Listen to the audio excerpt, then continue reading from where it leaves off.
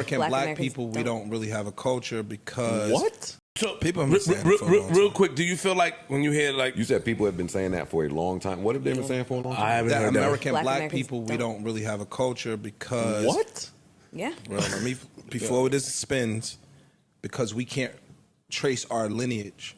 So, like, if you take people from Jamaica, or I'm not Jamaica, let's say somebody from Ireland, or somebody from Italy, or somebody from wherever, they can literally go back to where their ancestors lived. Like, you can go to Italy and see your upbringing, your roots. We got stolen.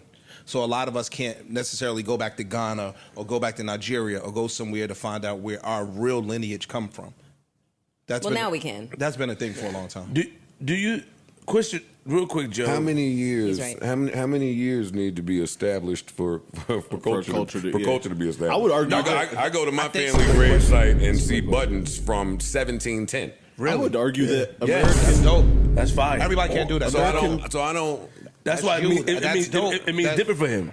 No, I said that's dope. Yeah, a lot of yeah. people can't do that. That's fire though.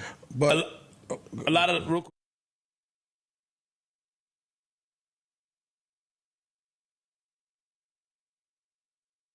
Check it out. So, I'm gonna be honest, dog. Joe ate. Joe ate because it's this idea that we all come from Africa, right?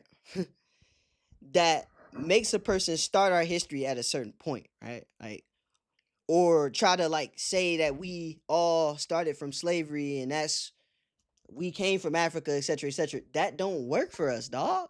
That don't work for us, dog. And that's why when Joe talking about him being able to go back to his gravesite and see, some indigenous culture and stuff like that, it's like that's why that's such a powerful cook, because at the end of the day, black doesn't begin and end with Africa. So the whole argument hinges on a false presupposition that black people existed nowhere except outside of Africa. I mean, except in Africa.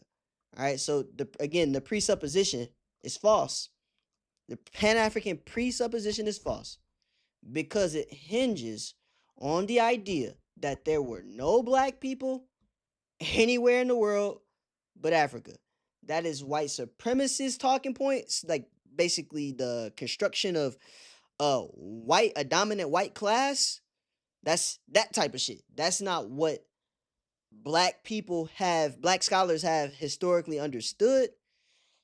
And it's coming to light. It's unfolding. You're seeing it in pop culture now, whereas people like Joe Budden, who's not by any stretch of the imagination a scholar, but he's a living example of a family that's been here before, you know what I'm saying?